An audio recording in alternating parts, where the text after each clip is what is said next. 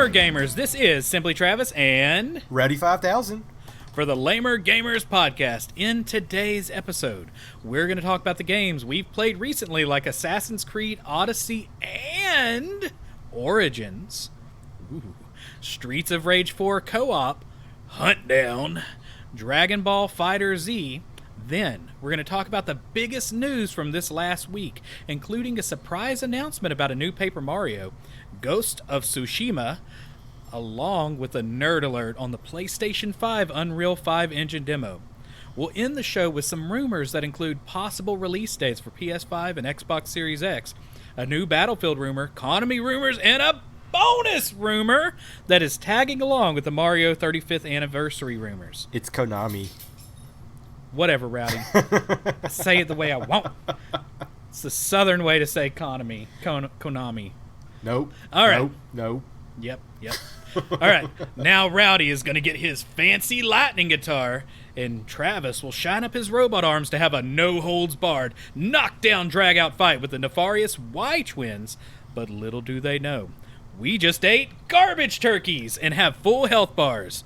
Play the battle song, Rowdy. I love garbage turkeys. Garbage turkeys.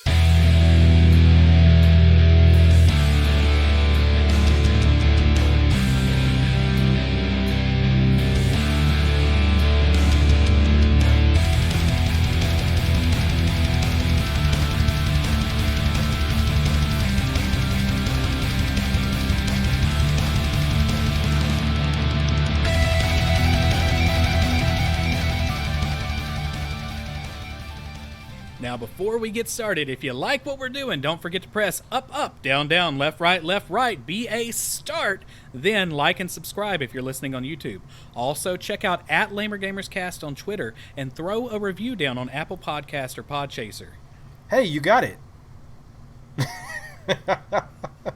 All right. Let's see here. So real quick, again, before we get started, go over to the Epic Game Store and get GTA 5 for free. Do it now. Epic Game Store, it's free to have. I mean, and you have until May 21st to get GTA 5. There is absolutely no reason that you shouldn't have an Epic account due to all the free games that you get. I know a lot of people out there don't like the Epic Game Store. They don't want to split up their games between Steam and Epic. Look, I haven't paid a single dime, and I have 83 games in my Epic account. Some of them absolutely awesome games that you can't get on Steam. Plus, GTA 5 for free till the 21st? Come on. That's awesome. Oh, all right. Next bit of news. And well, hold on real quick. If you're listening to us for the first time, because we are the podcast of the week by Bullhorn.fm. Howdy! Thanks for listening. It's really awesome to be on a list with the likes of Ron Burgundy and Shaq. So, hopefully we'll keep you entertained. All right, guys, it is time for the show. Rowdy, what have you been playing lately, good sir? All right, look, let's start out with a game that we streamed. Streets of Rage 4. Oh, yeah. Okay, garbage turkeys. When I actually started this game just by itself on Game Pass, or by myself on Game Pass, wasn't a big fan. I was playing on easy mode like I do every game because I'm old and I just need to beat a game real quick because I don't have time for anything else. Right. So I didn't really dig it, and I'm glad that I didn't pay the $20 or whatever it cost to get it on Switch like I was originally going to do. Yeah, we both played it on Game Pass. Yeah, no, that was totally some awesome. Game Pass. So then when we played multiplayer, after we worked out all the kinks because we kept turning on friendly fire. Oh yeah, we were streaming it and there was much rage to be had. Oh yeah. There was a lot of rage. Friendly fire is the absolute worst. Yeah, so did they have that in the original version? Oh yeah. Huh. That was one thing about Streets of Rage that would you could turn it off. Okay, cool. That's why I knew that there was a way that you could turn it off in this one. We just couldn't figure it out. Right.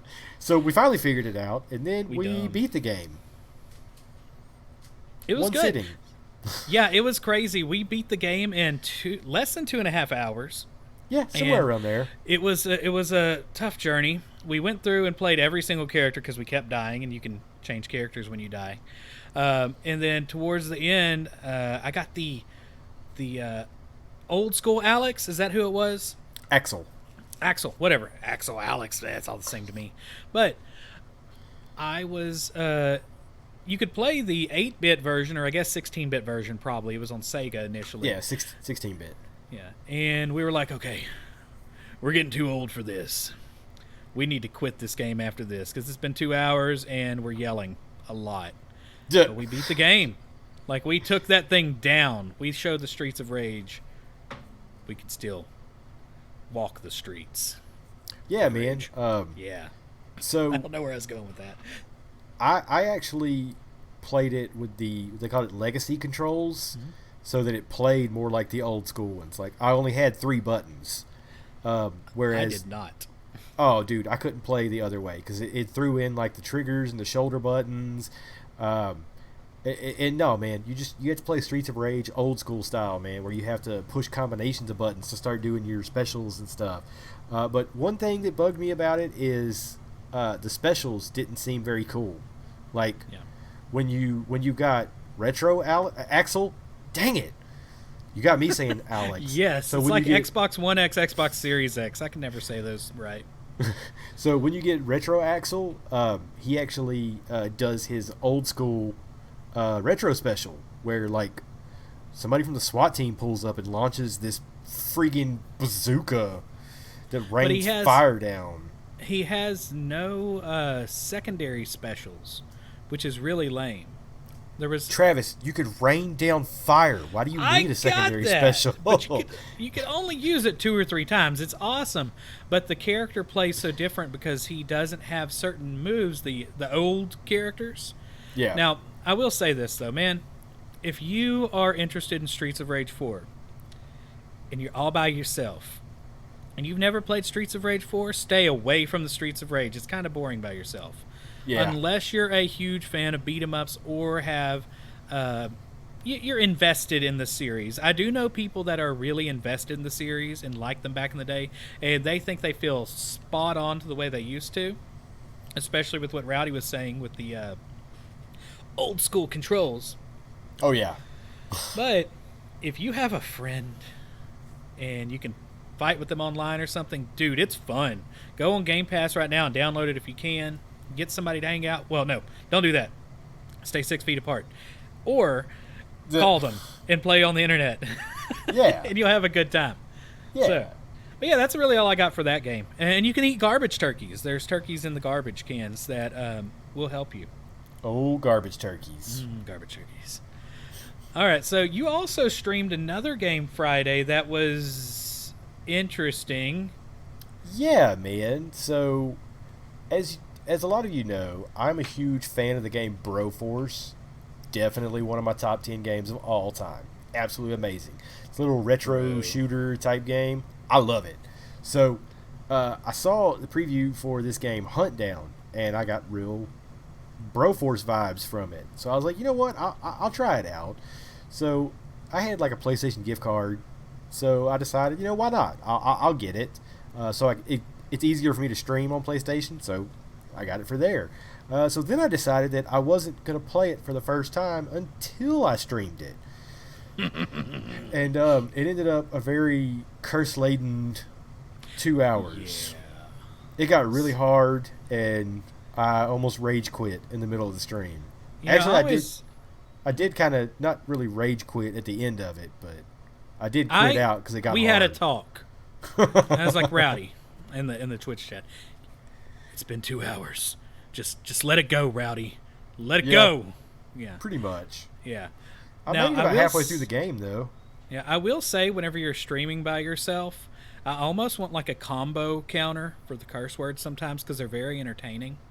Nice. If y'all know me, I can't be around things with a lot of cussing because of my job. But if it's just Rowdy in the stream, beware. Just letting you know. It's not safe for work. Yeah, these podcasts are generally safe for work if I'm around, but Rowdy gets ruckus. Oh, yeah. All right.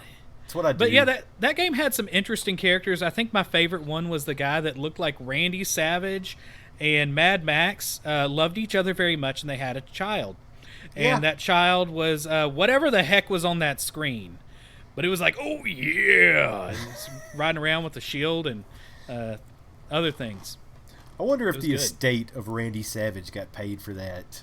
That is a good question. I don't know. So you had some issues, though, with shields in the game, didn't you? No. That's another topic. That's another topic we'll get to in a little bit. Oh, man. Hey, my dogs wanted to say some things about Randy Savage. Oh, of course, man. Yeah, they decided to stop. All right, well, I guess we'll go ahead and move on to the games that we've kind of been playing that are similar but not the same. Assassin's Creed.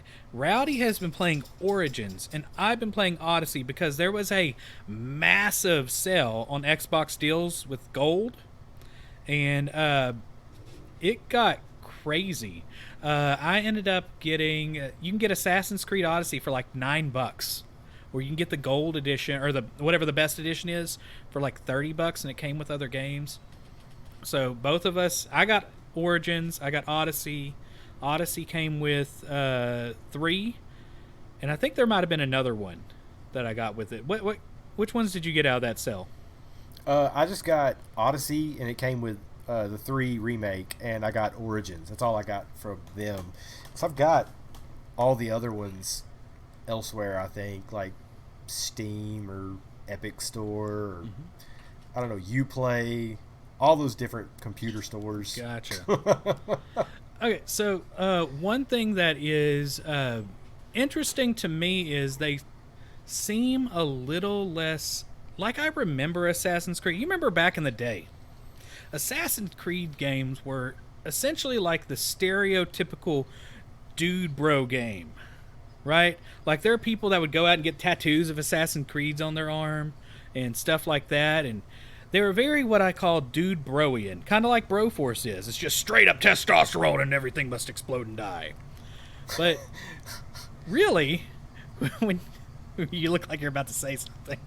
No, it was, I was going to say, like, dude bro might be a little too extreme for it. Because, like, dude bro, I normally think, like, you know, Battlefield, Call of Duty. But this one wasn't far off. Because it's people that normally wouldn't play this style of game started playing this style of game.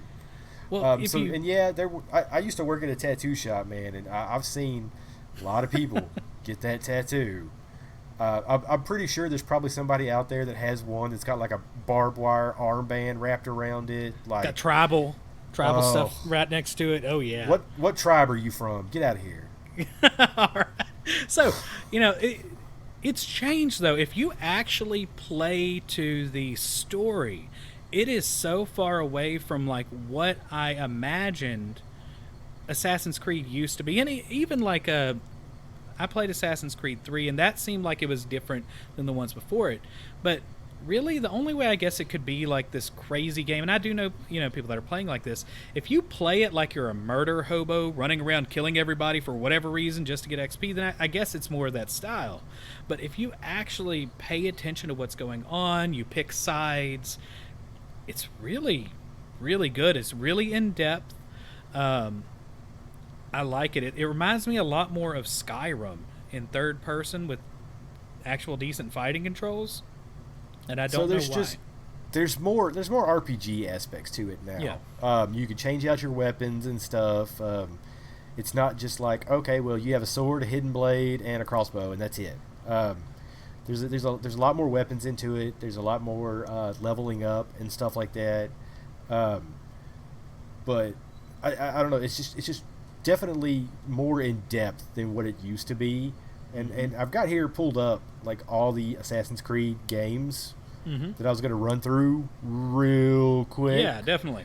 So they've got them like, I guess, in different eras in the series. So they've got like the Third Crusade, which you played as Altair.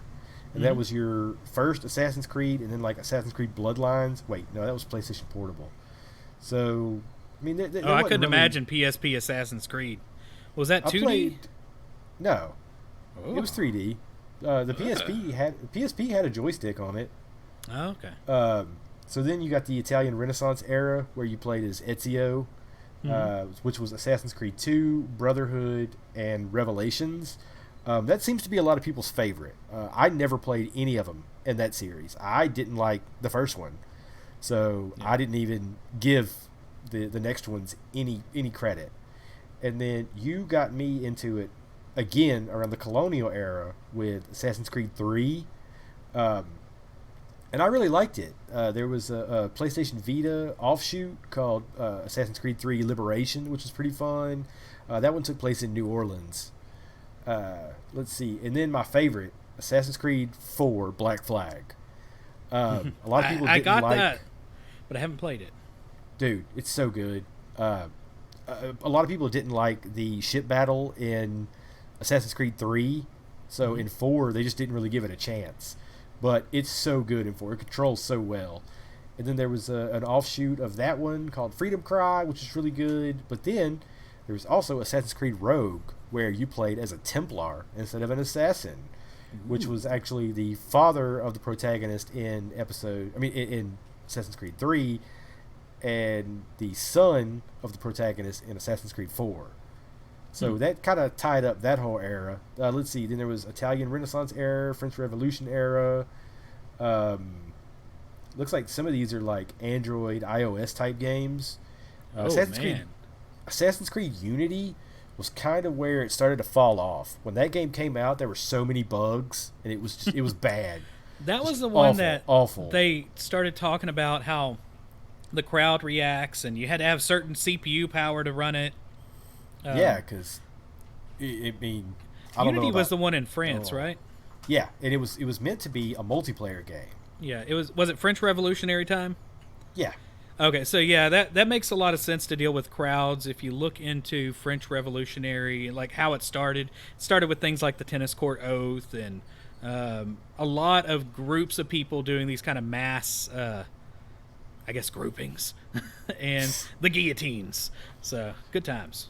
Well, a lot of these Assassin's Creed mainline games that were just coming out year after year, and they just weren't good. So I guess Assassin's Creed Syndicate was kind of the last one before they decided they needed to take a break and I guess redo the series or take a long look at it. And Assassin's Creed Syndicate, it was decent. It took place in London in the 1800s. You played as a set of twins. It was pretty cool the way everything was set up. I liked it, but I mean, I was kind of turned off by it at that point. So they took 2 years off to make the next mainline Assassin's Creed game, and that was Origins. And they came out in 2017, and I didn't really, look at it. I was just like, whatever, Assassin's Creed's just kind of, the quality's been dipping, so I was done with the series. So then we saw recently the trailer for Valhalla, and I was like, this looks pretty good, but I feel like I need to pick it back up at Origins, where they restarted everything, and Origins is amazing. I love it, man. And I, from what I understand, it plays a lot like Odyssey. And Odyssey's, I don't know. I'm not a big fan of sneaking in games. I'm not a big fan of doing assassinations. If you've heard me talk about Deus Ex before, yeah, it ends up with me just shooting everybody with a grenade launcher because I got caught. At least this game, I can go and hide and get back into the action. I might need to go across the continent, but I can still do it. It's true. As I've upgraded my character, there's a lot of things I can do to distract and disappear. But man, I actually built a poison-based assassin build that's really fun to play with, and that's not anything whenever I got Odyssey that I expected. I do like that RPG aspect of really being able to cater my character to how I want to play it, and ended up finding that, as to me this is a stereotype breaking Assassin's Creed, as is Origins, I'm sure. I expected the gameplay to be it was really something else. I expected it to be this style of just ridiculousness, and it's something else. It's a really an eye-opening series for me, and I'm really glad that they had that sale going. Yeah, they would. They also went a little more sci-fi with these. Oh, definitely. We've been trying to talk about them with each other, but without spoiling the games. Right. I had to play them in order just because I know about like the storylines. Basically, take place in present day with Abstergo, the company that's made the technology so that everybody can relive the memories of these characters. Like in the first couple of games, like you had to be like a descendant of said character for this to work, but now they could just use DNA of said person. Yeah, I think this one's more descendant based in Odyssey, or at least they're alluding to it, but I don't think they've said it yet. Yeah, I've only had like one like come to the current day and walk around segment. I'm about 27 hours into the game. I ended up getting some other friends involved. In fact, one of the people that had been on the podcast in the past, Mom, or Skylar, she is like texting me constantly. I'm this level. I've killed all the cultists. I'm going for the next level. Apparently, I do. Good Lord, it's a great game.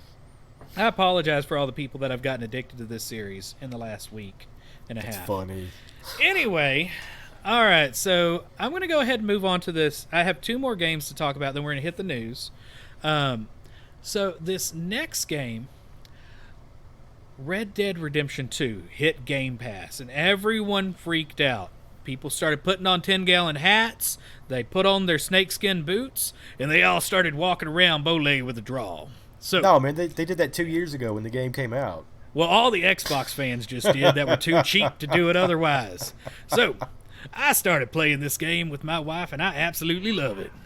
So it's very cinematic, and it gives a great old Western feel. Now, there are some issues with HDR that I'm not going to get into this episode because I'm going to complain a lot.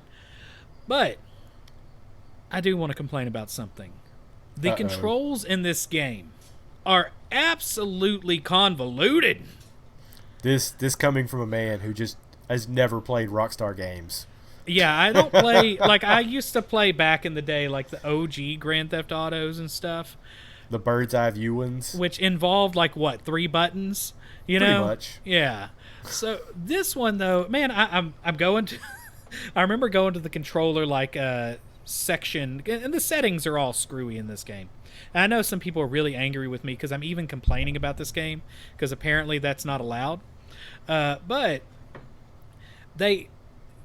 as you're looking at the controls, it rotates through other controls for every single freaking button. Yep. It's insane. Anyway, so having issues with control, really like frustrated that I have to slow walk everywhere whenever you're doing anything worth doing.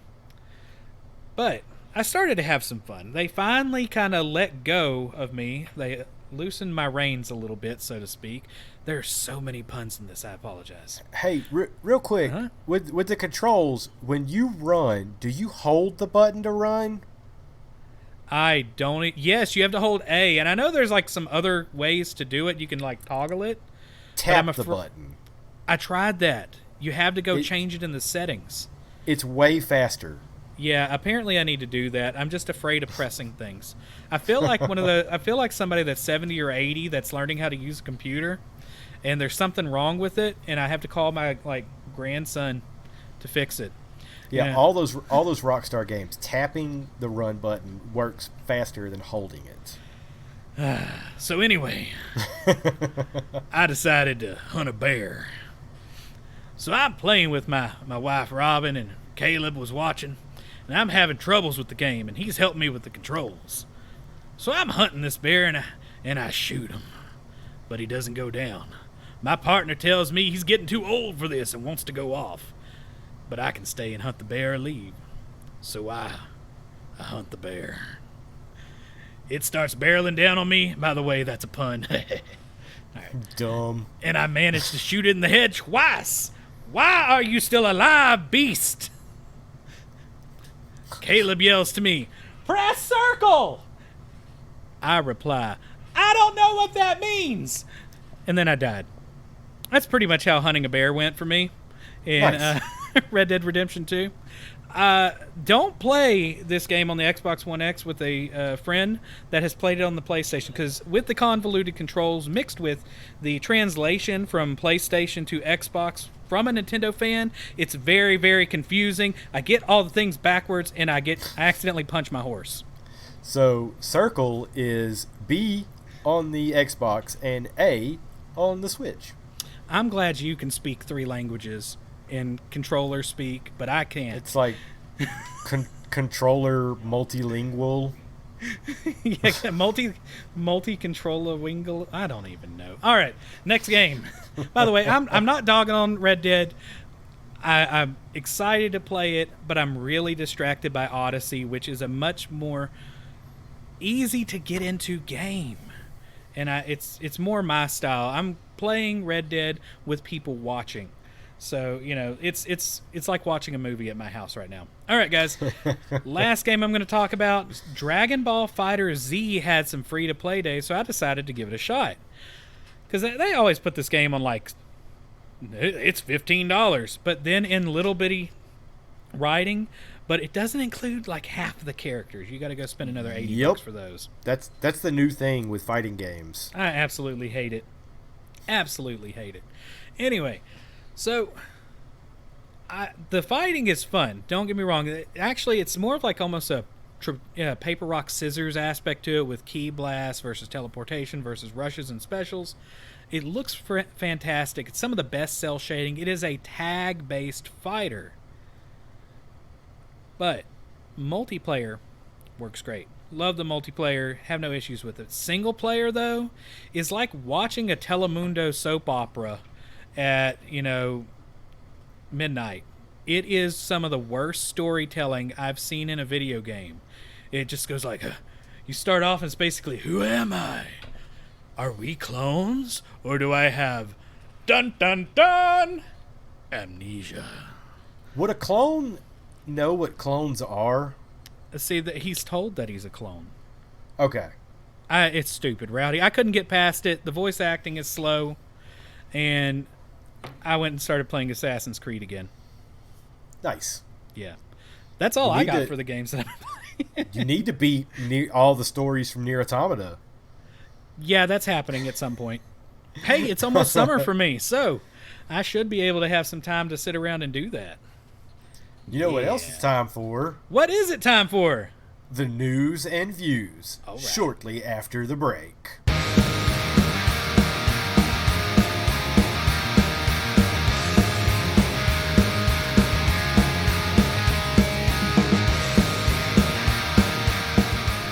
Alright guys, so before we get started with the news, I want to give a shout out to our friends over at Parallax Media, god dang it, ParallaxMedia.one.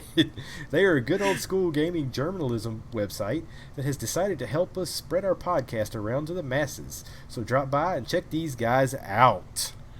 Alright guys, so here is a breakdown of how gaming news has been lately. You ready? Microsoft says, hey guys, look at this gameplay sizzle reel. It's Toad's gameplay. Pinky swear. Sony says look at this Unreal Engine 5 demo that runs on the PS5. But won't be out until late 2021.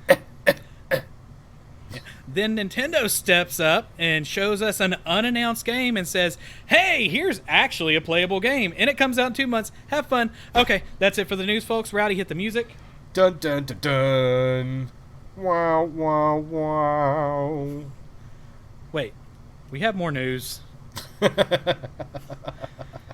Sorry, I'm trying to cut out of this short. I got to go back and play some Assassin's Creed.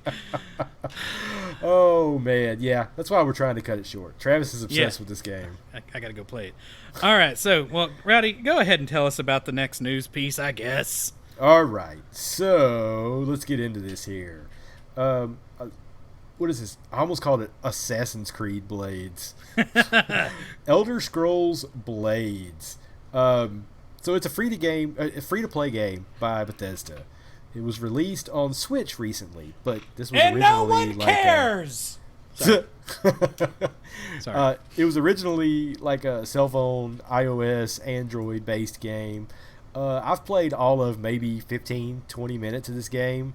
I mean, if you're a huge Elder Scrolls fan, you might be into this, but I mean, basically, you have different sections, I guess, where you could access stuff. Like you can go to an arena and fight. They have like different stores and stuff like that. And then, of course, since it's a free-to-play game, you could also put in your real money to get stuff going. But I don't know, man. Like to fight, like you had to like swipe your finger across the screen. Or like, waggle.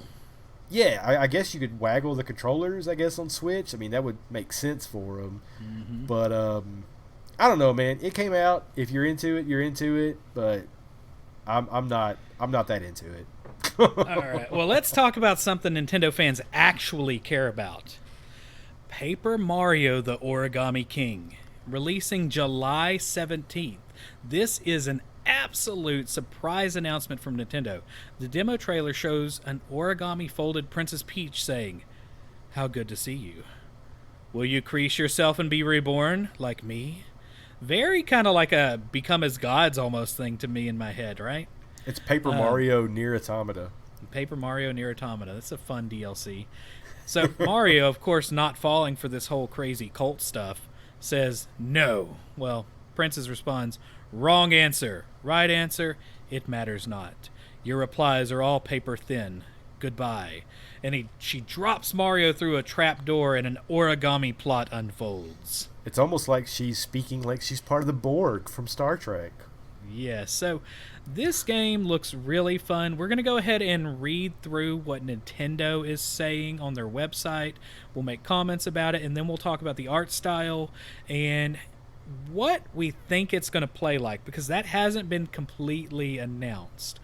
All right, so according to their website, the kingdom has been ravaged by an origami menace. Join Mario and his new partner, Olivia, as they battle evil folded soldiers, repair the damaged landscape, and try to free Princess Peach's castle from the clutches of King Ollie in this comedy-filled adventure only on the Nintendo Switch. Sounds fun.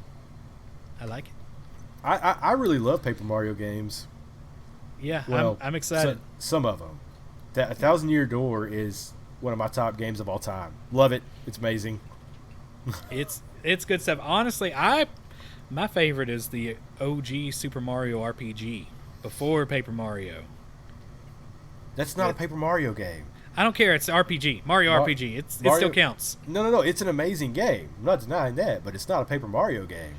But it's still a Mario RPG. It's my favorite Mario RPG. How about that? If we're going to be talking semantics here. Because there's another Mario RPG series, the Mario and Luigi RPG series. That is true. All right, you want to read the next part? Oh, where we at? Okay, yeah. Mario and Luigi receive an invitation from Princess Peach to attend an origami festival and excitedly hurry to Toad Town. But something's amiss. Dun, dun, After dun. investigating the eerily empty town, the duo finds a fearsome and folded Princess Peach. She's been turned into origami by King Ollie. Is it Ollie or Oily? Ollie, my bad. Ollie. Why would I it think be it's Ollie. Ruler of the Origami Kingdom, with 5 giant streamers under his control. King Ollie binds Princess Peach's castle and transports it to the distant mountains as part of his plan to refold the world. Oh, no. So, one thing just reading this right there that I didn't catch earlier. 5 giant streamers. So this is going to be very similar to other Paper Mario games where you have to go, or you'd have to find a specific star that would unlock an area, or you would have to undo a certain section. So it sounds like there's going to be 5 main worlds, is what I'm assuming. This is not for sure. You know what happens when you assume. I know, right? But my assumption is it's going to be very similar to the other Paper Mario games where sections, you're trying to find different major items, or you're trying to undo barriers, and I would assume that the streamers are going to be a barrier to the next world somehow, or it will unloose controls of an area. Otherwise, there's no reason why they would say 5 streamers specifically, right? I mean, Does makes that make sense. sense? Yeah, it totally makes sense. Yeah. All right. So, On his journey to liberate Peach's castle and repair the ravaged paper landscape, Mario meets Olivia, King Ollie's sister, and the two join forces to put a stop to Ollie's origami onslaught. Even Bowser falls victim to Ollie's plot when his minions are turned into origami folded soldiers and betray their Koopa King, forcing them to ally with Mario and Olivia. So so after reading that, here's something I don't like. Is that it seems like your only partner in crime is going to be Olivia, which is kind of annoying because in the first couple Paper Mario games, you could switch out your companions, and that was really awesome because you could use their different abilities and stuff like that. Also, in the preview... Well, I don't know, it's forcing them to ally, so wouldn't that mean that... Well, yeah, no, because that was going to be the next thing I talked about, because it looked like there's maybe more characters than that, because you're actually running along trying to escape something, and little folded Bowser's behind you. It looks like he's actually trailing behind you like he's one of your team members, which wouldn't be the first time Mario and Bowser have teamed up in an RPG adventure. It's like every RPG at this point, isn't it? Is there an RPG where they haven't teamed up? It's like a trope at this point. I mean... I don't know. Probably. Were they partnered up in... Color Splash didn't have teams. I don't remember who the base enemy was because I probably didn't finish it.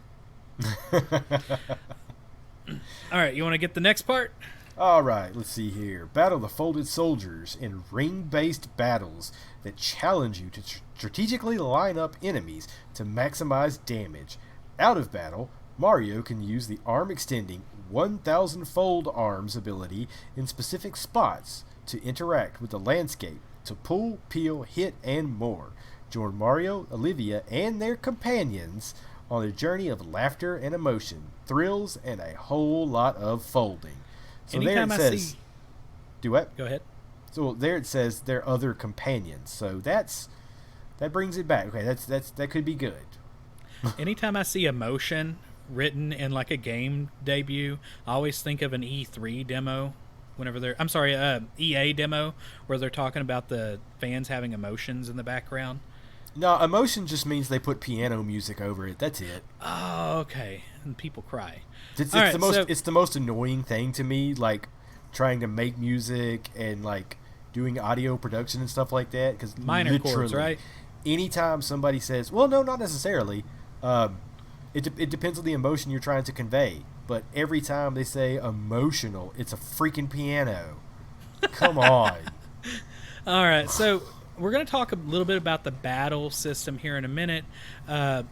One thing I do find kind of interesting, it says the 1,000-fold arms. Have you ever seen those videos where you can like only fold a piece of paper 7 times or 11 times? I don't remember the number. It's like 7 or 8. Yeah, so that's kind of fun, but it sounds like Mario's turned into like an ARMS character with stretchy arms. I'm curious to see. Was it Color Splash where you could do the origami battles? I'm not sure. It was almost like you fought in like big origami mechs at certain parts of the game, and it was like a 3D battle. Yeah, I remember that. I think that was Color Splash. So this might be a continuation of that almost, because when I first saw this, I thought it was going to be basically Switch's version of Color Splash, but it's not. It's a new game. Fancy.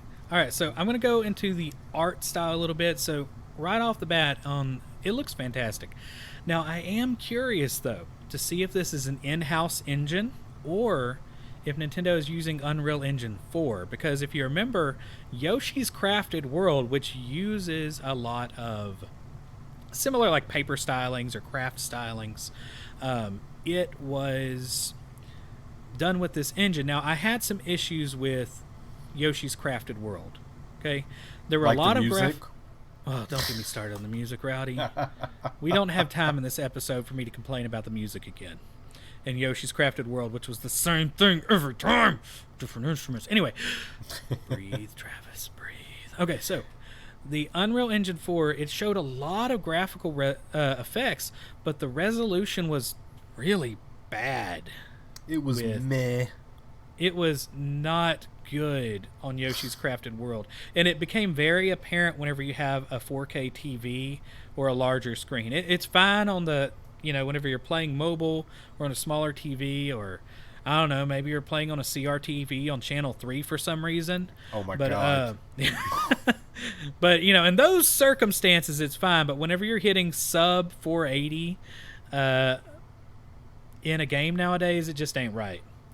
Okay, so the trailer shows some really nice lighting effects. There's actually some higher level shadow detail than I expected in the game, and the paper effects look like they're rendered in a fairly realistic fashion.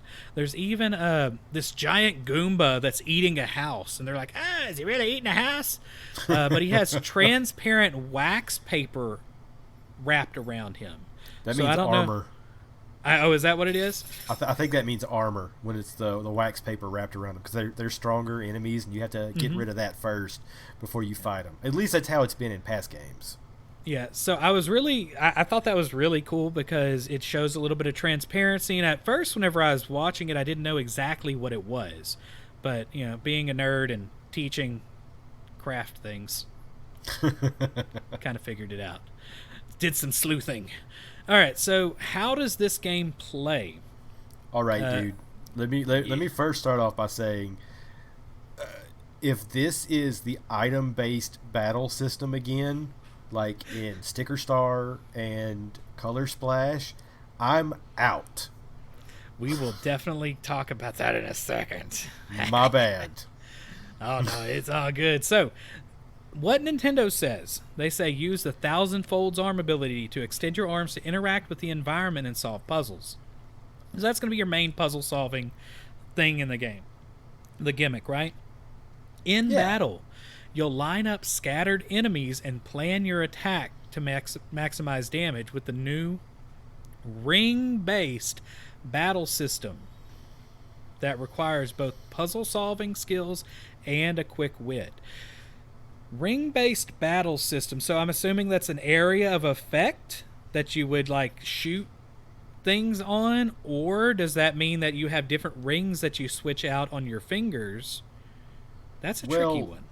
So the first thing I thought when it said the first thing I thought when it said ring-based battle system was like the original games, where you would have a ring pop up around your head, basically a ring of commands or a circle of commands. I mean, that's the first thing I thought of. That might not be it. So I did see somebody has mentioned that there is an audience in this game. So yeah, like in the first couple ones. Yeah, so it could be that you're in a wrestling ring and that you are having to keep the crowd excited too. And so you might have to figure out some things that make everybody freak out and you get bonuses or something. But it sounds like you're going to have a time where you can move things around before actually launching an attack. Now, the Bob-omb and Folded Up Bowser may be showcasing a return to friendly characters similar to older Paper Mario games. The way that they've shown it in the demo, the way they're talking and teaming up, that could be it. Now, here's where I'm concerned. Are we in for another Color Splash? This is where Rowdy is concerned. So with Sticker Star, where you had to have stickers to do each move, was super annoying. Just give me HP, MP, let me use my hammer or stomp, and then I'll use the MP to do I don't know, fire blasts and stuff like that. Don't do that stupid system. But then you get to Color Splash, and they had the card-based system. It was basically the sticker system again, but then you also had the really awesome cards you can get, like when you found a big fan or something like that, and then you could use that in a battle as a one-off really big move, almost like a summon or whatever you want to call it in other RPG games. I hate this system. Well, see, I like the cards, don't get me wrong, but I hated that they were consumable. Yes. When you used them, you couldn't get them again unless you went and bought them. But if they were special cases, they were gone. I hate it. Yeah, absolutely. Well, so I had now the biggest Paper Mario fan that I know.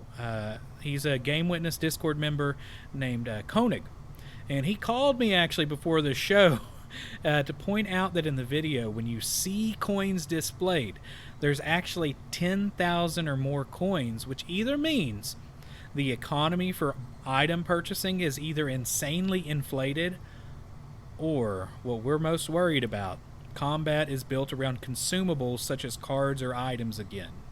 Ugh. And he was saying a lot of the same things, like they're troubling systems and unnecessary limitations that invite more problems. They need to stop pushing the awful gimmick. Because just like Rowdy was saying too, he's agreeing with you on that aspect. Oh yeah. So I'm a little concerned now. I will say, don't get me wrong, we're dogging on Color Splash. Color Splash was not necessarily a bad game. The battle system was not that great, but the shining part about Color Splash was the dialogue. I don't know if you remember the dialogue in that game, but it was fantastic. They were funny. There were all sorts of little things. The localization was especially very good for the game. I'm looking forward to that aspect of it. I'm gonna, I was saying, okay, I don't think I'm gonna get Paper Mario till I see a review, but I'm gonna get it. I mean, the dialogue in those have always been really funny, man. I always love the comedy that's in them and stuff like that. But like I said, man, it's that battle system, the main part of the game. Yep. And the battle system is what killed me with Ni no Kuni. Yeah. Sometimes I will play a game for a little bit, and then when the battle system frustrates me, and I'll go play Assassin's Creed, I guess. I don't know. All right. Oh, last little bit of news on that. It is a 6.5 gigabyte download. You can get it now and pre-order it, but you won't be able to play it. Well, yeah. But you can pre-download it. All so, right. You know what else comes out on July 17th? What comes out? Really? Yep. Ghost of Tsushima. Sushi fish. I'm sorry. Ghost of Tsushima. Okay. Not ghost. It's just one ghost. It's just one? Yeah, it's just one ghost. Oh, I thought people there keep were calling multiple it ghosts. People keep calling it Ghosts of Tsushima. That will be the sequel. Oh God, I hate that sequel naming titles like that. Uh-huh. But no, this game looks great. I think it's going to be the last great game that comes out on PS4. There's kind of two different play styles that you can use in this game. From what I've figured out so far, they've called it the Honorable Samurai system and the Dishonorable Ghost system. In the Samurai playstyle, it plays out like the old school samurai movies. You know how they line up and then it shows like their eyes and then they squint real quick and then they attack each other out of nowhere, almost like Tumbleweed rolls across. Yeah, like the old Western Western movies where they would have like the showdown at high noon. So these fights mostly end with like one attack, just a strategically placed attack. And then other enemies will attack you after that, and again, you just have to use one swing at the perfect moment, and that's how you're going to kill them. And this is considered the honorable samurai way of fighting them. So that's kind of weird. I mean, I watched the demo for it, and that's what I took away from it. I don't know if that's exactly how it's played, but then they also showed Jin, the main character. I forgot to say that part. His name is Jin. Like the term for a genie, essentially. Is that what it's referencing? Without the D, like in I guess Japanese, Asian cultures, Jin, Jin, a lot of the time references a demon. Yeah, that's what I was saying. If it's referencing that, you see that also in a lot of Middle Eastern culture. Well, yeah, no. Like in the Middle Eastern cultures, it's DJIN. Oh, you're right. And it references like genies, and most of the time, yes, an evil spirit. But yeah, it's along the same lines. But you play the Ghost play style. It's definitely more stealth oriented. You can see him in the playthrough. It shows him like setting traps. At one point, he throws out fireworks to, I guess, make a diversion or something. Yeah, and then he runs out and like kind of stabs them from behind and kills them that way. Like they don't see it coming.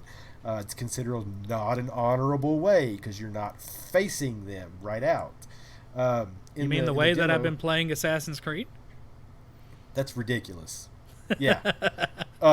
It definitely looks like it controls and play, or the ghost mode definitely looks like it controls and plays like Shadows of Mordor or Assassin's Creed, stuff along those lines. I don't know exactly how you. I don't know if like you pick what style you want to play. I mean, surely you could just go back and forth between them. The first play style reminds me of Bushido Blade. You remember that old game from forever ago? Where it was a fighting game and you're saying one slice could kill you. Now, does that also mean, though, that it's going to have like a parry or blocking system? Like your... Oh, it's got to. Yeah. I mean, if like higher level enemies... Oh, God. Ugh, I was going to get into that in a minute. Rad's having flashbacks of Sekiro. So post-traumatic Sekiro disorder. Oh my God, it's ridiculous. Now this is not my cup of tea, but there's a very in-depth photo mode. I mean, you could change like once you get in the position or whatever where you want to take the picture, you could change like backgrounds. You could change like if you want cherry blossoms floating by or leaves or stuff like that. There's also video modes where you can add in like I said, the leaves flying by and change the music and stuff like that. Photo modes aren't for me, but if they are for you, apparently this is a super in-depth one. Let's see. There's also a black and white, what I like to call old school samurai filter. I like that you have a K in the school whenever you wrote it on the notes. Oh yeah, it's man. K-O-O-L. Yeah, it's old school, man. But yeah, it makes it feel like an old school samurai flick, like from the 60s, 50s? I don't know. But yeah, that might be something cool. Like, apparently you could do this from the very beginning of the game. I think I would want to play the game first before I started doing that. Also, I didn't put it in the notes, but there's also the Japanese voice track for the game. Oh. But the funny part about watching that is Sucker Punch is an American-based company, the people who made this game. So it's funny because all of the cutscenes, they're speaking English, so their mouth moves with the English words. So it's kind of reversed subtitles and dubbing because I'm used to hearing English come out of people's mouths, but Japanese is what is spoken. So are you able to listen to an English track? Oh yeah. Okay. English track is the main version of the game. You could just change it to the Japanese voice track from the beginning if you want. Gotcha. Let's see here. Oh, okay, so there's no waypoints in the game. How do you find your way, you might be asking? So you can pull up your map and you can put a spot on the map. So when you get out of the map, you're back in the game, and you want to see which way you need to go, there's a button you can press where the wind will actually blow in the direction you need to go. So you'll see like leaves and grass start to flow that way. That's really cool. Also, I like that. It's very intuitive.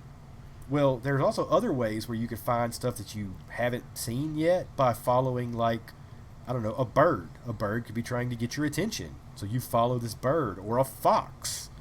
And this is only some of the stuff they showed. I mean, I'm sure there's other ways to find stuff that is not on your map. But yeah, there's different ways. There's no waypoints, just different ways that that you can find your way to it. Now, with all of that being said, I sound like I'm super excited about this game. I am, but I'm also very skeptical because it could possibly play like a Soulsborne game, especially in the Honorable Samurai mode. Like, I don't have time to learn blocks, parries, like all that kind of stuff. Like, I don't want every boss fight in a game to be 15 minutes long because I have to keep dodging the whole time. I hate that kind of stuff. Like, I intentionally have not played Dark Souls or Bloodborne because of it. I picked up Sekiro, and that reminded me why I don't want to play those kind of games. And this game, I mean, it looks a lot like Sekiro. And, you know, a lot of that, too, comes down to us as being adults that work, you know, busy, stressful jobs. We get what is called decision fatigue, especially whenever you're off work. And having to make quick decisions on the fly is more stressful than making a slow decision without a lot of if you make the wrong decision, you press the wrong button, you get punished for it extremely. Whereas if you make a decision that just alters the story, it's not that big of a deal. So, I think that's a big reason why those of us that are in high-stress jobs don't really play games like this, or, adults with screaming children. I mean, I don't want to play it over and over again because I die as well. Like, to me, that is awful. But there have been games that I've liked that borrowed a little from Soulsborne-type games, like that last Star Wars game, Jedi Fallen Order. It borrowed a little bit from the Dark Souls and Bloodborne games, but playing on the easy mode, you didn't have to do all that, which is what I did. I wanted the story. Like, I'm a huge Star Wars nerd. I wanted the story. I wanted to be able to mess people up with lightsabers. But this kind of brings me to my next topic of something I want to talk about. Shields. Shields in video games. I absolutely hate them. And not just shields, but enemies that can block everything that you do. Like, you swing your sword, blocked. I mean, with like a shield or with their sword or something. Swing an 80-pound mace at their head, blocked. Shoot an arrow, blocked. Point blank with a gun to their head, blocked. Hence, why I don't like the Soulsborne games. I just don't have the patience for this kind of stuff. Like, I was playing Assassin's Creed Origins recently, and there are a lot of characters that have big shields, and no matter what you do, you cannot attack while they have that shield up. So you could do like shield breaks, and then you can evade and jump behind them and stuff like that. So Assassin's Creed, I'm fine with.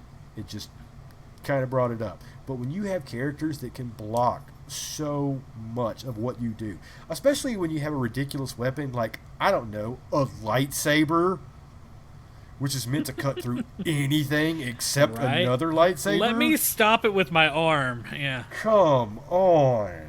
Well, get out of here. In the Assassin's Creed Odyssey, I'm going to bring it up for the 15th time today. One of the first skills that I added was the ability to remove shields for the same stinking reason. Because I wanted to poison people, and they didn't let me. They kept blocking. I unlocked an ability in Origins to where I do a strong attack and break the shield. Ooh, nice. Yeah. All right. Freaking shields. I hate them. Shields are the worst. All right, guys. You ready to move on to the next one, Rowdy? Yeah, man. Okay. We're going to talk about the Unreal Engine 5 demo called Lumen and the Land of Nanite. Now, this demo has been tearing up the internet, creating small pockets of fanboy militias going around just spreading all sorts of misinformation. So, today, we are launching a Code Red Level 5 Nerd Alert. Hit the siren! Nerd alert, nerd alert, nerd alert. Alright guys, so what is happening is the other day, the people that run Unreal Engine 5 Epic, they had shown a video that was a live demo running on a PlayStation 5 of their next engine. Now, if you don't know anything about the Unreal Engine, it is a multi-platform engine. So you make a game in Unreal 5 or, right now Unreal 4, and you can take that game and port it to multiple systems with minimal extra work. Well, that's the whole point of an engine. What? That's the whole point of an engine. Exactly. And you can make an engine specifically for a console, or you can make multi-platforms. And this one, they left some things out. Now, this is obviously Sony has worked with them, and we'll go into that in more detail in a minute, to showcase this. But we're going to break down real quick what is so special about the Unreal 5 engine, specifically what's new. Then we're going to talk about the kind of fanboy wars and what it supports and why we know it doesn't support just the PlayStation 5, and kind of go from there. And then I'm going to end with some questions I have based on what we've seen. So first up, there are two main technologies that they are showing in this demo. Now, this demo, to start with, is running at 1440p.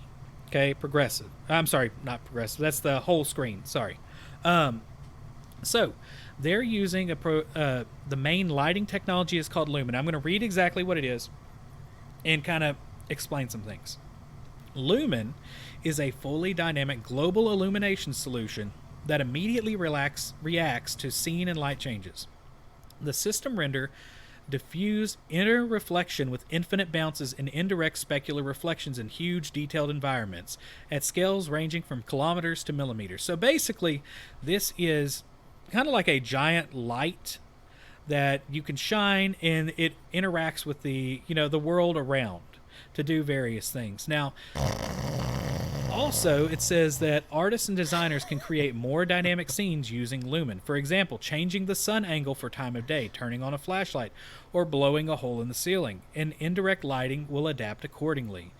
It erases the need to wait for light map bakes to finish and to author light map UVs, a huge time saving when an artist can move a light inside the Unreal editor, and lighting looks the same when the game is run on the console. So basically, when they're designing a scene, you need enough light. Right? You can't just make a dark scene that looks like, the scene from Game of Thrones whenever the whites come in and attack and everything's too dark for most people on new TVs or older TVs. You need to have a certain amount of light so people can see the game. So this is just a quicker system to do it. It is very advanced for what's called global illumination, which is a step down from ray tracing. It uses a lot less processing power, but it's really, really close. Okay? You look like you're about to say something.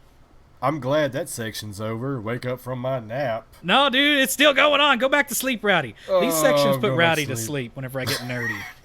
All right, okay. Back to this. Okay, so the next thing. Nanite technology was shown off.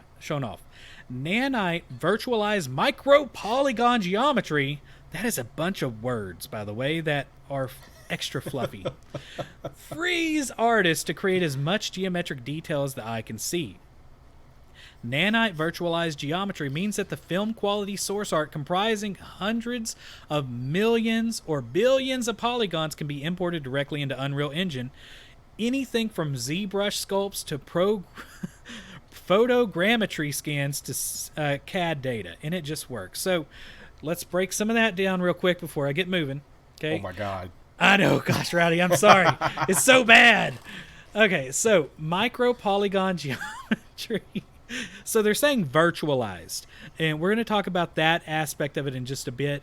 But ZBrush is a program that you can create 3D models with. Photogrammetry is essentially whenever you do a scan with special equipment, and it will take an object and turn it into a 3D model for you automatically. And CAD or AutoCAD is generally a program that you use for designing, anything from mechanical engineered items to things that can be done with 3D printing. Okay, it's just a 3D polygon making model.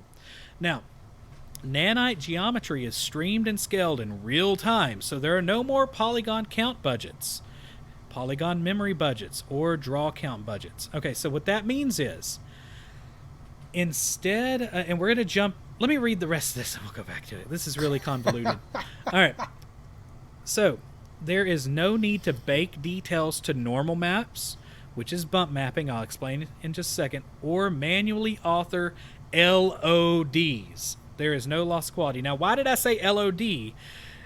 To make you notice it. LOD is typically the way that we have worked with video games. It's a technique that has been used for some time called level of detail. Nanite technology is a way to adjust level of detail on your polygon models and textures without doing it yourself. So whenever you design a video games the old way, before this kind of thought process, let's say you make a polygon model for an NPC, right? So you would make the high-level polygon model when they're up close. Well, when they're farther away, let's say they're 20 feet away, you don't need all that detail. It's just a waste of processing, right? So you can probably knock down the polygons by half, and you can knock down the compression, and you can make the textures that it's using more compressed, so RAM is not being eaten up. Okay, and the GPU doesn't have to do as much work. Well, as it gets 100 feet away, you use even less polygons. If you have ever seen pop-up in a game where the buildings change or they look better because the game was trying to catch up, you've seen level of detail changes, okay? Because what's far away in a video game looks completely different than you probably think it does because the pixel count can't keep up. And that's what this whole nanite system is about. The artists, the game developers do not have to make 5, 10 different models of the same character anymore. They can load in, let's say, a picture of a tree and a person. I'm sorry, a polygon model of a tree and a person. 8K textures, so huge textures. And the computer system, the engine itself, will figure out what it's supposed to look like from 20 feet away, 50 feet away, 100 feet away. So based on what your eye should be able to perceive on the pixel count. So let me butt in here real quick. Yeah. So if I'm understanding this right, so like used to you would have a character or a tree, something in the world. Yeah. So you would have light basically coming from one direction and hitting it. So there's like a baked in I guess light source on said asset. So right. What this would do would make it to where you don't change the polygons, and when it moves, the light doesn't have to be baked in anymore because of the way that it moves in. So this is where we're going to go with the bump mapping thing that was said earlier. So technically lumens and nanite are somewhat different. Nanite is more about the actual physical model, not so much the lighting. However, whenever things would get far away, they would include something called normal maps, or a term they used to use was bump mapping. It's where you could have a flat surface, like flat polygons, right? Instead of having like 1,000 different polygons to change up the actual surface, you could put a texture, and then you would input almost like a topographical map, in a sense, on the textures themselves, to where you could say, okay, well, this is supposed to look like it's raised like half an inch. Okay, and so the light should react in a certain way. This system, the nanite technology, makes it to where you don't have to do that because it should render appropriately on its own. So it's going to lessen the time that artists create multiple models for the same thing. It's going to lessen the need to really use normal mapping, or I'm assuming it's going to try to get rid of that. Like you were saying, adjusting the light. And also, with the Lumen system, it's going to eliminate the need for trying to figure out lighting appropriately because it's a very simple system to use. It's very nice looking and doesn't eat away at the GPU that much. That's what they're assuming, right? So kind of like making it easier, almost like a drag and drop type system. Like almost, you asset, yeah. You can see in the demo. You can see in the demo where they're adjusting the light and moving it in places, and it allows you to, you have the one main light. It's global illumination. It's supposed to be a thing that affects everything. You can still have a main source of light, but you can do smaller lights in there. Also, it is compatible with ray tracing. Okay. Now, one thing with global illumination, though, it doesn't do reflections as nicely as ray tracing does. Yeah. Ray tracing is a far better system overall, but it's so hard to compute because it's trying to create reality, or as close to reality with light as we can get at this moment, whereas global illumination is a lot of tricks that are very similar in a sense.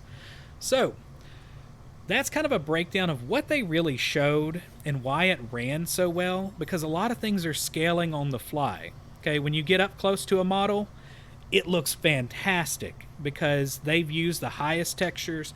They're using high geometry, high polygon counts essentially, but whenever it's far away, the system itself will tear it down because it doesn't need to be that high quality far away. And instead of doing it by hand or putting it in yourself as a programmer, it just does it. So, what does this support? Now, if you listen to our buddies at Kotaku, who release lovely clickbait articles such as Epic and Microsoft aren't saying whether that Unreal PS5 demo can run on Xbox Series X, then you would think that this engine made to scale, known it's made to scale to multiple systems, would be a PS5 exclusive. On the same day, they released that article and tweeted all up over the internet with it.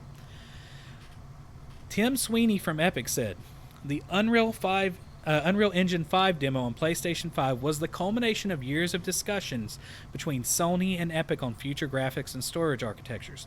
The Nanite and Lumen tech powering it would be fully supported on both PS5 and Xbox Series X and will be awesome on both. He then added, and high-end PCs, because people were freaking out because there's a lot of misinformation going on.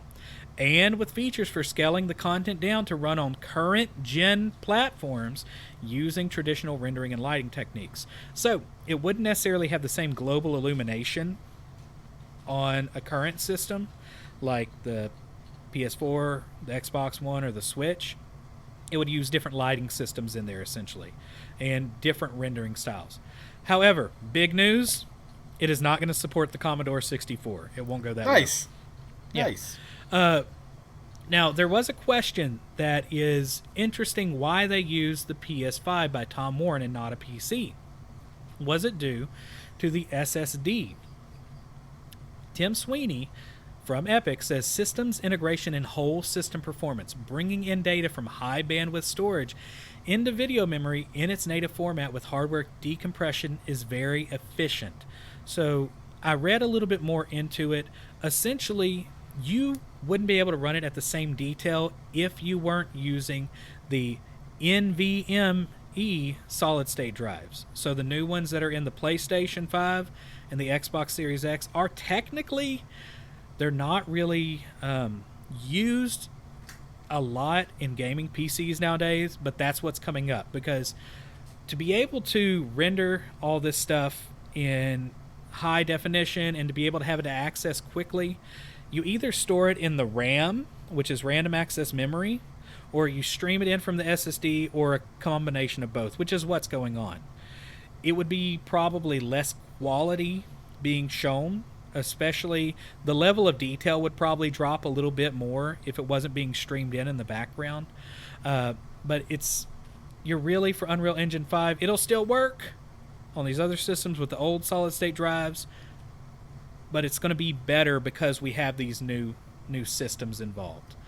Yeah, if you watch the actual press conference, he goes more in depth into the SSD, right, and why it was chosen and stuff like that. Like he even he said that I'm going to say it wrong probably. That's okay. But basically, he was saying that the PS5 or the SSD that's going to be in the PS5 is better than most high-end PCs at this point. Yeah, that's exactly right. And that's basically what Sony's banking on right now. Oh man, they're banking on dogs barking too. They've really been banking on the speed of that hard drive. But then again, I'll say it over and over again. This was definitely a Sony and Epic exclusivity kind of thing. I guess you could say, just because you could find a lot of Sony products on Epic games, so that's most likely why it was done on a PS5 and not a PC or an Xbox One X or Series X. See, you're doing it too. Now you're right. It wouldn't be able to stream in as much texture data and things like that. It would still be doable, and actually the PC equivalent right now is an RTX 2070 Super. Okay, so that's like a $300 or $400 graphics card, is the equivalent of what we saw on that demo. It helps to have that NVMe solid state drive though for the data streaming, because as Epic's. You should look at the speeds between like a normal SSD and then the NVMe. How much faster. It is ridiculous, man. I was looking into building a PC here a while back, and I wanted to use the NVMe. They're also real small. Oh, yeah, like absolutely. Really They're small expensive. hard drives. Yeah, exactly. Because I wanted to have at least a 2 terabytes of solid state. It's probably not going to happen. Yeah, with NVMe? Probably, oh, man. Probably going to do like 500 gigabytes of Yeah. NVMe and then a 2 terabyte HDD. Right.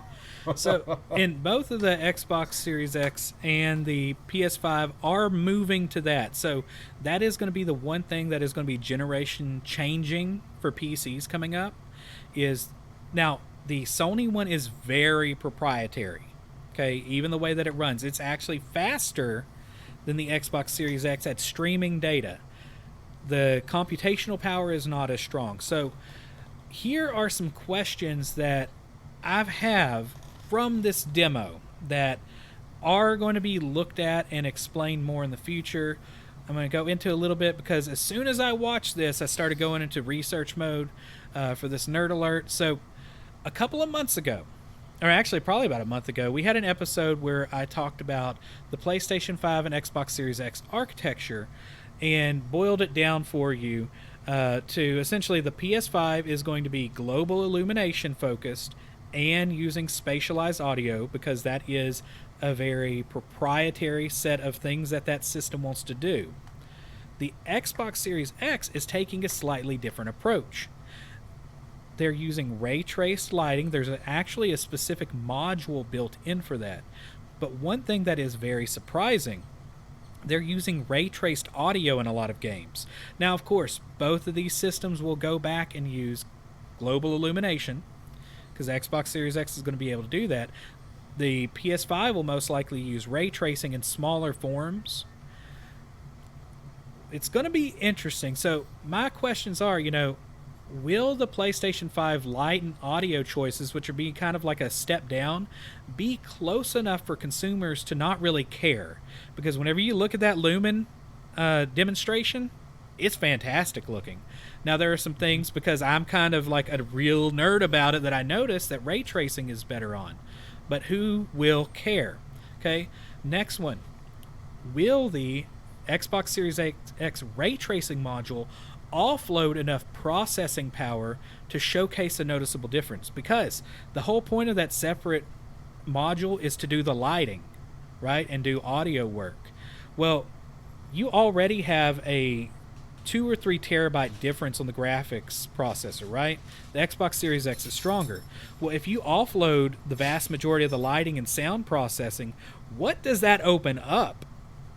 Okay, so that could open up an even bigger divide, but will we notice it? Because will the PS5 allow textures to be more accurate due to solid-state drive optimization? I mean, they're almost instantaneous when we see that nanite technology being used. Will it allow better textures and less pop-in, which it should say no pop-in, so I guess more level of detail changes than the Xbox will. So that's going to be the weird thing. Now, the sheer polygon count will allow them to offload some of the textural effects that trick us into thinking surfaces are flat, but will this be something we see in game coming up? And finally, I know I'm asking a bunch of questions more than giving you information, but these are some things to think about if you're a huge nerd. Okay? Are the polygon numbers tied to solid state drive optimization, or are we just at the point where the GPU power is so strong and the optimization of screen detail able to keep that from mattering? I think Rowdy's going to give me a blank stare in a minute. Okay. Yeah.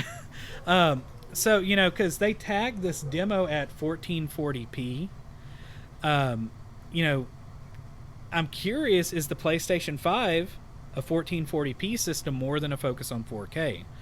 So, those are the questions I have coming up in the future that I will try to delve into as we get more information, because right now, there's still a lot of questions, even with this demo that's supposed to kind of answer some things for us, but I think it really muddied the waters more than most of us anticipated.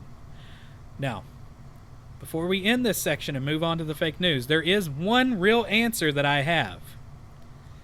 We finally know that in the war of cartridges or discs versus CDs, DVDs, Blu-rays, cartridges and discs may have lost battles, but they have definitely won the storage wars, because these NVMe solid-state drives are absolutely game-changing when it comes to the new world of graphics. That is it for that nerd alert. Rowdy, you ready for some fake news? Yeah, man, let's get into it. All right. Coming up next, rumors and fake news.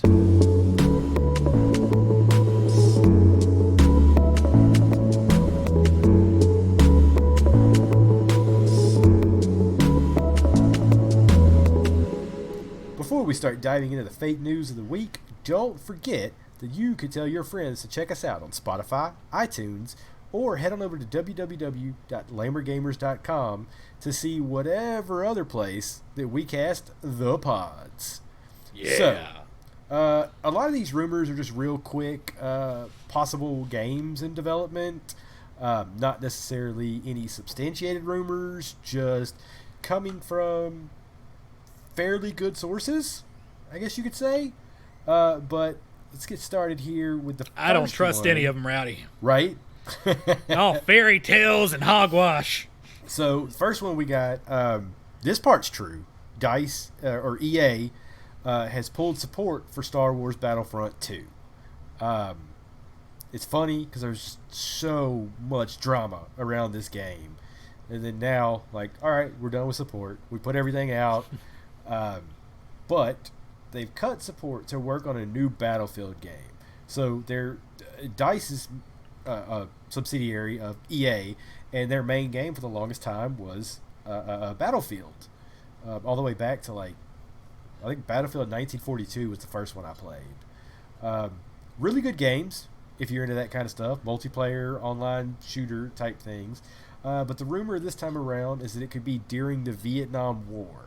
So this makes me think that it could possibly be a next Battlefield Bad Company, which I think would be Bad Company 3. And the Battlefield Bad Company games were pretty fun. But that's just because I don't like modern shooters. I like either sci-fi or in the past. Gotcha. I don't really like the modern stuff. That's no fun to me. I mean, I want to see like laser guns or Springfields. Yeah. Or laser Springfields. Oh my god. Yeah. That laser Mosin and Gantz and that sounds like it would be in M1 Grands. Sounds like it would be in Wolfenstein. It does sound like it'd be in Wolfenstein.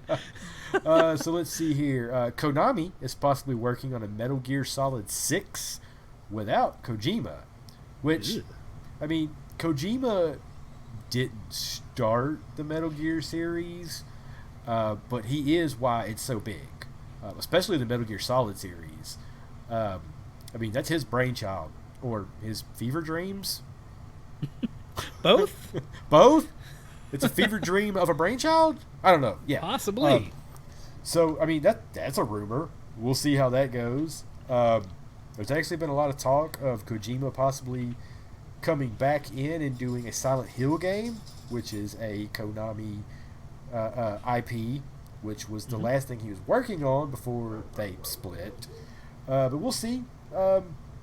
I've never been a big fan of Metal Gear Solid, which I'm going to get a lot of hate for, but I love Death Stranding. That game was awesome. And if you don't like it, you suck. All right, so Rowdy has spoken. next one, possible Mass Effect trilogy coming out. Ooh. Sorry, an HD remake. I'm down with that. I need to go play them. An HD upres? I don't know. 4K version? But it's just the original trilogy, not like a new trilogy, which would be awesome. I loved Mass Effect 2 and 3, but I never played Part 1 because it was only available on Xbox 360. And after my 360 red ringed, I got rid of it. And I was a Sony fan from then on out. Well, I'm just waiting for my Xbox One X to red ring. well, It doesn't red ring, though. yeah, they haven't really had any hiccups with these. Yeah. This time It's been running around. fine. Watch it catch on fire today. Right now, it's going to. Yeah, just right now it's bursting into flames. Let's see. Possible Injustice 3. So, every once in a while, DC Comics will make the new Injustice series, and every time they do a new Injustice series, they do a new game for it. And the games are actually really fun if you like the Mortal Kombat style games. So it's DC heroes, but it's Mortal Kombat style fighting. No fatalities or anything. But they're always really good. They actually have like a decent storyline that goes along with the comic series. I read quite a bit of the Injustice first series comics. It's pretty good, man. Although, like in Injustice 3, I probably wouldn't go crazy for it, just because Injustice 1 and 2 were pretty good, but it's not anything that I was totally excited about. But I don't know. There's another rumor. What else? Oh, Days Gone 2 possibly in development. Days Gone was an amazing Sony first-party game made by Sony Bend. I think it's the name of the studio. They're based out of Bend, Oregon. The acting in it was great. The story was great. The world could have used another coat of paint, but for as big as the game was, I'm surprised it looked as good as it did. I spent 30, 40 hours in this game, and then the way it ended, there has to be a sequel. So that's why I feel that there is some validity to this rumor. What's up? So I guess my question is, can you jump? Isn't that the game where you got a motorcycle stuck in a tree? Yes. So you can jump. That should be a feature. But not, where you can climb trees. But not up a tree. Yeah. Surprisingly, that was the only flub that I had in that game like that. You're just storing it there. Yeah. Like when Grand Theft Auto 5 first came out, it was on like PS3, Xbox 360. There was a lot of glitches in it, but I mean, you would expect that in a game that size. This game was absolutely huge. And if the only big glitch that happened to me was my bike got stuck in a tree and I just had to reload the game, that's not that bad. Now there was kind of some crazy texture load-ins, but nothing that really affected my game. So I don't know, man. A second Days Gone, I'm in. I'll pre-order that for sure. God, that game was so good. Oh, what's next on here? All right. Well, next up, there are some rumors going around that Nintendo, we had that surprise announcement with Mario Party, right? Well, Paper Mario. Paper Mario. Don't get me wrong, Mario Party. It's not that. So Nintendo is still kind of doing an E3 light. Jeff Grubb was asked by somebody on Twitter, and Jeff Grubb is a reporter for GamesBeat, so the validity of this rumor is probably a couple notches towards, well, but probably fake news, probably doesn't know much. He says, the person asked, is Nintendo just going to drop its E3 trailers at random? Any insights on this coming out of the blue? They said yes, there is going to be no direct, but it obviously still has games to announce. Well, I could have told you that. I mean, it's not exactly like reading tea leaves or, Nostradamus over here. But of course, Nintendo's got things to say. That's what you do over the summer. Yeah, right? That's exactly. I'm just reading tea leaves everywhere. All right, so that's kind of a duh. Now that is, we're going to go ahead and move into Assassin's Creed Valhalla. Might have a release date. So the release date appeared on Amazon Italy, and then Ubisoft snuck up behind the description, stabbed it, and threw it in the bushes when nobody was watching. The release date was marked as October 15th, and since then has been changed to the date that lots of games get put on, but none ever actually release. December 31st. December 31st, yeah. Exactly. So, now here's the thing. Why October 15th? Well, whenever I started looking into this specific date, there's a lot of weird things that are rumors that keep popping up about October. Okay? There's a rumor that the PlayStation 5 would launch in October, but these claims were debunked by Sony Japan. So, the Twitter user Nibble, or @Nibellion, said a Japanese job listing by Sony Interactive Entertainment says that PlayStation 5 will be launched this October. Okay, first of all, what in the world did they do? Why did they drop that on a job listing? Unless there's some validity if it's going to say that specific date, October 2020. Okay, now, it's not specifically October 15th. Yeah. We'll kind of go more into that in just a second. Now, there has been an update. Pretty quickly, Famitsu asked Sony about the listing, and they deny an October 2020 release date, saying it was an error by the recruitment site. That's That's pretty much the same thing as what Ubisoft did. They assassinated whoever put that out, I'm sure. They're dead in the bushes somewhere in Japan. So here comes another rumor. Xbox Series X rumor, too. Yakuza Like a Dragon is supposed to release on October 23rd, according to a non-US retail listing. It's also considered a Day 1 Xbox Series X title, so some people put on their tinfoil hats and connected the dots with little bits of yarn and pins on a board somewhere and realized, wait a second, does that mean we're going to see the Xbox Series X hit in October? Or does that mean it's just going to come out later and that's just going to be one of the games that are available that day? So right now, that's what people are thinking, that we may see next gen start up in October. Now, here's the thing. If it doesn't start in October, going back to Valhalla, would you get Assassin's Creed Valhalla on the One X or PS4? What are your thoughts, Mr. 5000? Nope, I'm waiting. See, I'm in the game for it on the One X because it's going to have smart delivery, which means that when I buy it, whenever the Series X comes out, it'll automatically be put on that system too with all the graphical upgrades. So I'm pretty much in the game for that one. I'm going to wait just because there is so much that I have to play right now. Like, I wanted to play Assassin's Creed Origin and then Odyssey right after that. But then I remembered that Xenoblade's coming out. And then after Xenoblade, there's The Last of Us 2. Then after that, there's Ghost of Tsushima. And who knows what else is going to come out in between here and there. Oh, yeah. I'll probably wait. Maybe. I don't know. I guess it depends on a launch lineup as well. Like, if PS5 launches with like some crazy, like, I don't know, the next God of War or something like, or some other Sony exclusive, I might play it beforehand just to get that out of the way. Yeah, it's going to be, we're just kind of waiting at this point to see who's canceling what and pushing back what. It all depends on release schedules, man. And, of course, we got to worry about the manufacturing being affected in China or other places. Now, there have been a lot of manufacturing moves out of China recently. Specifically, the Xbox Series X, they're producing the GPU and CPU. I believe it's both of them in Malaysia. I know Nintendo's moved some places. There's a lot of moves to India right now. So we'll see what moves they're making in place right now. And see if these... I still... I will say, I have been very, like, PlayStation 5 ain't going to release on time. Well, then they had that nice demo. So maybe it'll release on time.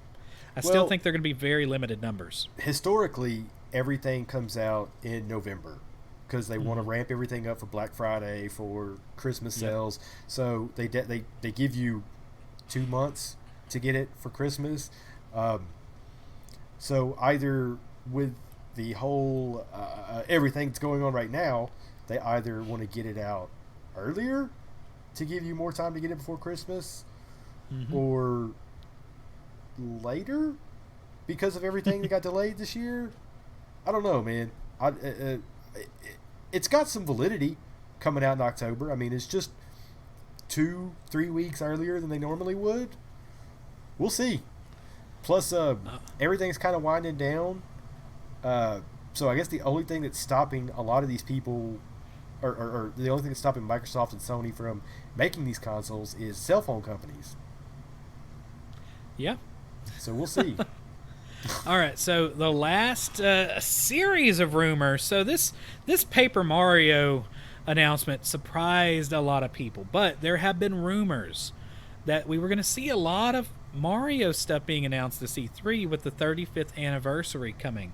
Well, people are freaking out that this actually lends some validity or meat behind it to the 3D Mario remasters were rumored. When those rumors first came out, part of the rumor was that there was another Paper Mario in the works. Yep. So now, if the Paper Mario rumor was true, So Right. we'll see. Now, people are reading into this a lot, so this is going to be thrown in the fake news bucket. The 3D Mario remasters are I think they're going to happen, but the next one is people are saying that Metroid is being hinted at in the Paper Mario trailer. Oh, there's apparently snap. a Metroid helmet. I forgot about the Metroid Yeah. helmet at the end.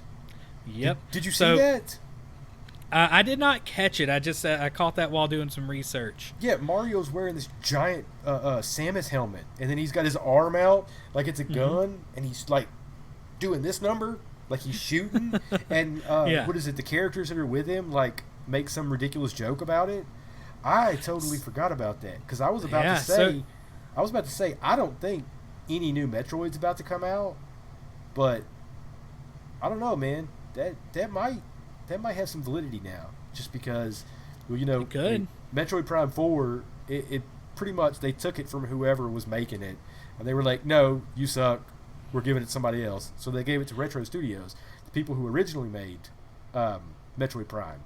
So I don't know how fast they've been working on it, but they did mention, I guess earlier this year, not to expect any updates anytime soon for it. So does soon mean like a week?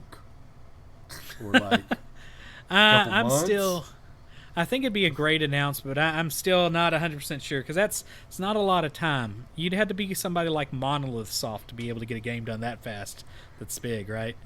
Have you seen Animal Crossing credits at all? Like when Oh yeah, KK Monolith Spider Soft is all over Nintendo's games now. That has been one of the best acquisitions. Are you kidding? They're in Animal Crossing. Like the first thing, like they were known for Xenoblade, and then Zelda, Yeah. and now Animal Crossing. I mean, it wouldn't surprise me if I went back and watched the Mario Odyssey credits and they were in it. It wouldn't surprise me if, I don't know, anything Nintendo first party. If they show They're up, they're going to be in it. They're very, very good at optimization of very large worlds, which Nintendo needed help with, was open world gaming, and they Yep. have been fantastic this time and doing a lot of things with minimal work. All right, Rowdy, we are down to a bonus rumor. Bonus rumor. Where the heck did this one come from? Pikmin 3 Deluxe. Thumbs down. What? Okay, so I don't even know why this is attached, but everybody's saying, well, since Mario 3D Remake's happening, Pikmin 3 Deluxe is going to happen.